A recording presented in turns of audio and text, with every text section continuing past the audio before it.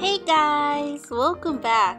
Today on Cooking with Jen, I'm going to show you how you can make my recipe for Hyderabadi Mutton Biryani. So grab your apron and let's get over to the kitchen so we can get started. So first up, we need to rinse and drain our basmati rice. I have taken about 3 cups of basmati rice.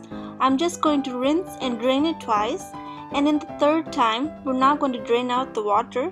Just leave the rice to soak for about 40 minutes to an hour so the rice blooms up a bit. So set that aside and let's get to the next step. To make the next step easy, I just washed my goat and added it straight into the pressure cooker. Now I'll show you what you'll need to marinate this. So first up, you're going to add 2 to 3 tablespoons of curd or plain yogurt.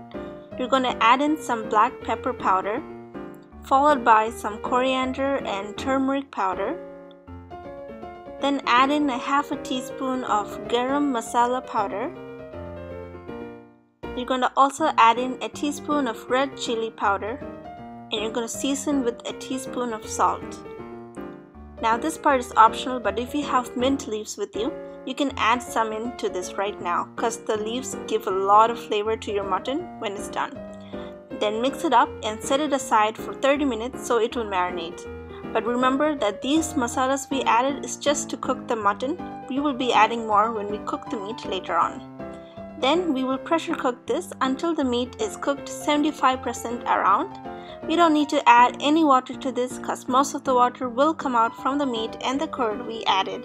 Then cook until you hear about 3 to 4 whistles. Then turn off the heat and set it aside. So it's been an hour since we soaked the rice and it has bloomed up just a bit. Now drain out the water from the rice as much as possible. To make a perfect biryani, we need to make sure we cook the rice perfectly. So just follow my easy steps and I'll make sure you get that perfect rice. So in a pan which has a lid, add in a tablespoon or 2 of clarified butter, along with some cumin seeds, some bay leaves, some green cardamom, and also some cloves. Then you're going to stir this well, and immediately you're going to add in your rice. Now saute the rice for about 2 to 3 minutes. Sauteing this rice before you boil it will help the rice maintain its shape. After 2 minutes of sauteing, you're going to add in some turmeric powder. Turmeric powder will help the rice to get some color. Then stir this for a minute and you're going to add in your water. Since I had 3 cups of rice, I'm adding in 6 cups of water. Simple math work. Stir it well and season with some salt. I added in about 2.5 tablespoons of salt. Make sure you taste it and add salt accordingly. You can always add more if you need to, but you can't take back what you added. So keep that in mind. Give it a taste once in a while, and when it's all perfect, you're going to close it with your lid.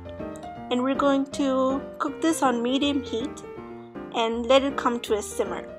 Make sure you check every 5 minutes. After 5 minutes, reduce your flame to low and cook closed for the remaining 15 minutes. So I opened mine after 10 minutes so I can give it a stir. Most of my water has evaporated. My rice still looks a little wet and there's a tiny bit of water left in the pan. So I'm going to close it for the remaining 5 minutes. And after 5 minutes, my rice looks good, but it's kind of wet in appearance. So I'm going to give it a quick stir again. I'm also going to turn off my heat this time. And then I'm going to keep the lid closed for a minute so the rice becomes perfect.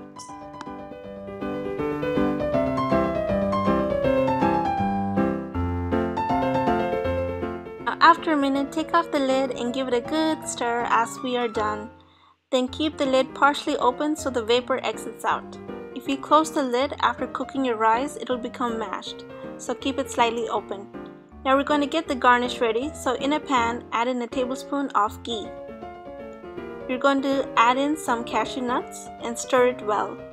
You can add as much as you need. Saute the cashew till it gives a little bit of color. And then you're going to add in your raisins. You know when you're done with this part, when you see that the raisins have bloomed up like a balloon and has given some color. and then you're going to separate it from the ghee and put it into a separate bowl and set it aside. In the same pan with the same ghee, add in your sliced up onions.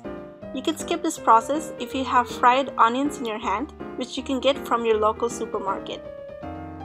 Then stir the onions really well. I like my onions caramelized like this, and then turn off the heat and set it aside. The next part is optional and also used for garnishing, but you can avoid it if you don't like it. In a small bowl, I added in a tablespoon or 2 of milk. I sprinkled in some saffron and gonna stir this well and set it aside so its beautiful yellow color and fragrance comes out. This is also optional and it's for appearance part. I have 2 colors here. I'm using the red and yellow food coloring, which we are going to use in the end to decorate the biryani. Now we have our meat cooked halfway. We're going to open it and then set it aside. Let's get the final part done, and that is to cook our meat. We're going to crush up some ginger, garlic and green chili. So I have 2 to 3 cloves of garlic and some ginger. Just going to place it in my mortar and pestle and mash it up really well. Then you're going to add in your green chili and do the same thing and then set it aside. So these are all the spices that you'll need to prep our mutton. You'll need a tablespoon of coriander powder, a half a teaspoon of crushed garam masala, or you can use the ground garam masala if you only have that, a half a teaspoon of turmeric powder, about a tablespoon of black pepper powder. Depending upon your level of spice, add in some red chili powder. I just added in a tablespoon. I'm also going to add in a good 2 tablespoons of some biryani spice mix. Then mix this well, and I'm also going to add in a teaspoon of sugar just so it balances out all the spices. Then mix it well and set it aside. And now for the whole biryani masalas. I'm using 1 whole cinnamon stick, 2 to 3 bay leaves, a bit of star anise, 1 black cardamom, 1 mace and 2 green cardamoms. As you see, it's not a lot of spices, and that's because I'm using the biryani mix and it has tons of spices in there, just so you know. Now in a pan which has a lid, place it over medium heat and add in some vegetable oil. I'm just going to add in our spices once the oil is just warm.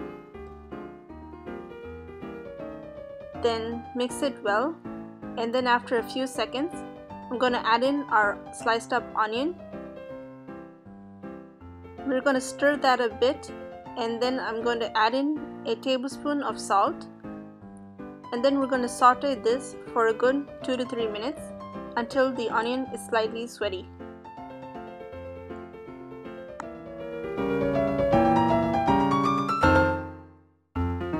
After 2 to 3 minutes, you're going to add in your crushed ginger, garlic and green chili paste. Then stir that around and let it saute for about 5 minutes.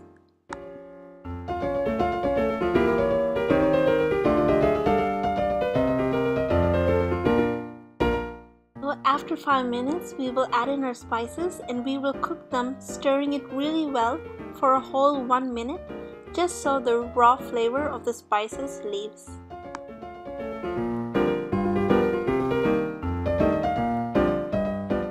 Our 1 minute is over. I'm going to add in our tomatoes, and you're going to saute these until the tomatoes just start to soften.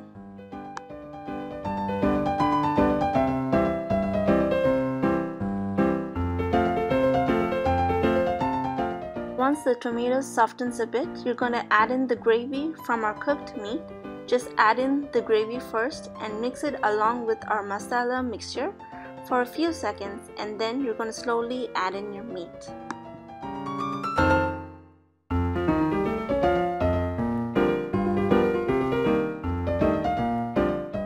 Then mix this really well, and then you're going to sprinkle on some mint and coriander leaves all over the top. Then you're going to close with the lid, and you're going to cook this for about 10 to 15 minutes. After 10 minutes, stir it around to make sure that nothing sticks to the bottom of the pan. Make sure you taste for seasoning. Add in more salt if you need to. And then close it again for another 2 to 3 minutes.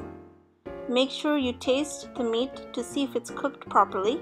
But if you have followed my steps, I'm sure your meat is cooked well at this time.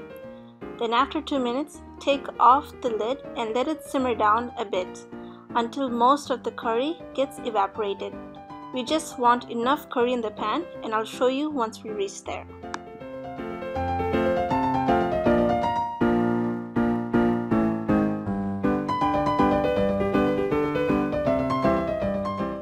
I've been stirring this really well for about 2 minutes now on medium heat, and I've reached the right consistency for my curry. And by this time, your house will be smelling so amazing.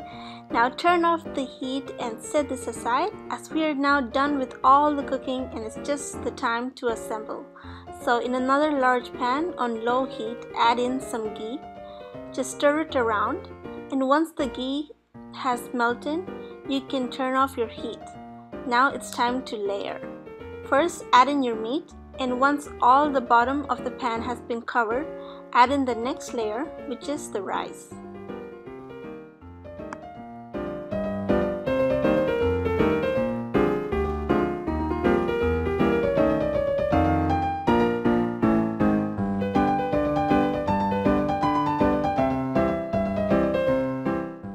Now sprinkle over our garnishes. First the fried cashews, raisins, and our caramelized onions. Then sprinkle over the saffron and milk, along with small dots of ghee here and there. Some of the yellow and red food coloring just for appearances.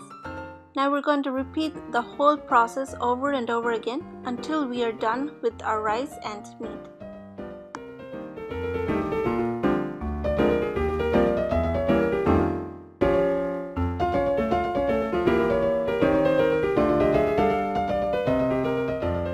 Once you reach the last layer, add in the remaining fried cashews and raisins and the onions.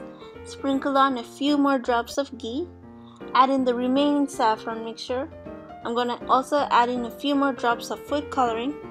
And lastly, decorate with some fresh mint and coriander leaves. And guys, our delicious homemade Hyderabadi Biryani is now ready to serve. You can eat this right away, or if you want to wait a while, you can. Just preheat the biryani on the stove top on low heat for 10 minutes. Serve along with some vegetable salad. You can leave any comments or questions that you have below this video. And you know what the best part is?